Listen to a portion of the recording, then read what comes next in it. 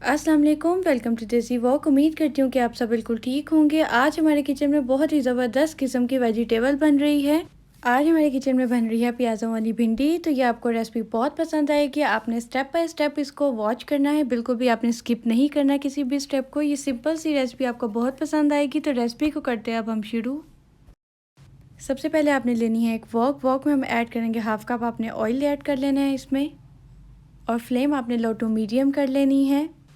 Oil शामिल करने के बाद हम इसके अंदर ऐड करेंगे 2 मीडियम साइज़ के आपने कप्स इसमें पानी के ऐड करने हैं।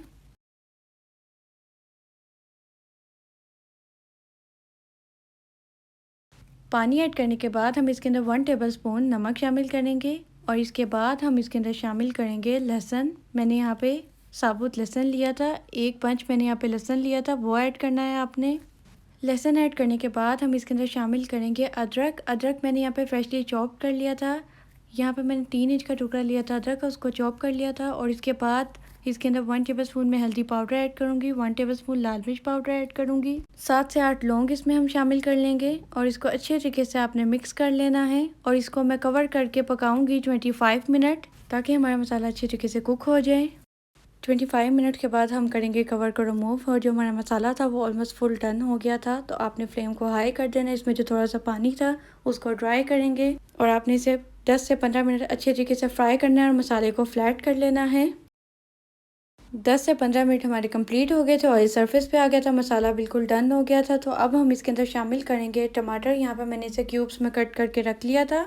ये 2 लार्ज साइज़ के टमाटर हैं, इनको मैंने ऐसे कट कर लिया था और इसमें हमने शामिल कर दिया है। और फ्लेम आपने हाई ही रखनी है, इसको अच्छे तरीके से आपने मिक्स कर लेना है। और इस स्टेज पे मैं फ्लेम को कर दूंगी लो, और इसको कवर करके जस्ट 5 मिनट हल्का सा इसको कुक करूंगी, और फिर मैं आपको दिखाती हूँ।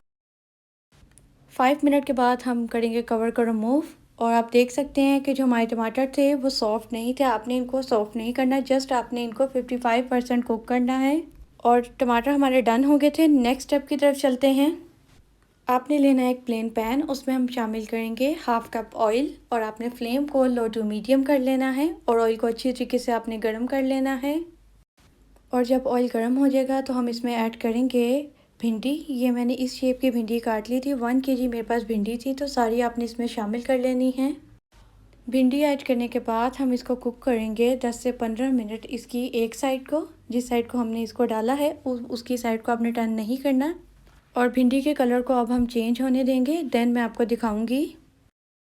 एक साइड को तकरीबन 10 मिनट हो गए थे, तो अब हम इसकी साइड को करेंगे चेंज। आपने फ्लेम को बहुत हाई नहीं करना, लो टू मीडियम ही रखना है। अब इस सारी भिंडी की साइड को हम कर देंगे चेंज। साइड चेंज करने के बाद हमने इसको तकरीबन इतना कुक करना है कि जो हमारी भिंडी है वो क्रंची हो जाए और गोल्डन ब्राउन हो जाए। 20 से 25 मिनट में इसको अच्छे तरीके से कुक करूँगी, और मैं फिर आपको दिखाऊंगी। आप देख सकते हैं कि जो हमारी भिंडी थी वो परफेक्टली डन हो गई थी, और बहुत ही मज़ेदार और क्रंची सी हो गई थी। आपने भी इन स्टेप को फॉलो करना है, और इसी तरह आपने भिंडी को फ्राई करना है। और अब मैं इसमें शामिल करूँगी बारीक कटा हुआ प्याज। ये मैंने जूलियन कट किया था। ये मैंने 2 लार्ज साइज़ के प्याज लेके इसको कट करके रख लिया था, इस तरह जैसे मैंने कट किया है। तो अब इसमें हम शामिल कर देंगे। प्याज ऐड करने के बाद अब हम इसके अंदर शामिल करेंगे बारीक कटी हुई 2 अदद हरी मिर्चें। हरी मिर्चों को ऐड करने के बाद आपने इसकी फ्लेम को कर देना हाई, और ताकि जो हमारा प्याज है वो सॉफ्ट ना हो, तो आपने इसको हाई फ्लेम पे जस्ट 5 से 10 सेकंड अच्छे तरीके से सौटे करना है।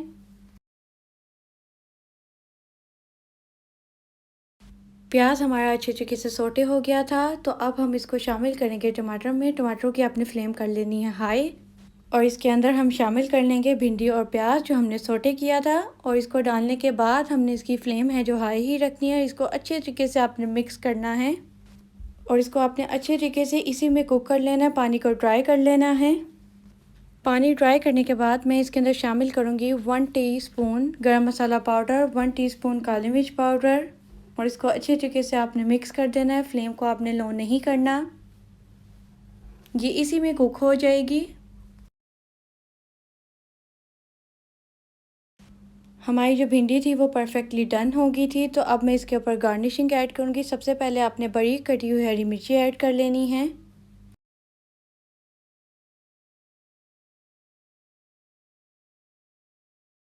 हरी मिर्ची ऐड करने के बाद आपने इसमें ऐड करना है बारीक कटा हुआ अदरक, उम्मीद करती हूँ कि आपको ये सिंपल सी भिंडी की रेसिपी बहुत पसंद आई होगी। इस रेसिपी को अपने फ्रेंड्स एंड फैमिली में शेयर करें एंड मुझे फीडबैक दें कि ये रेसिपी आपको कैसी लगी। और मेरे चैनल को सब्सक्राइब करें, लाइक करें, शेयर करें। खुदा हाफिज़।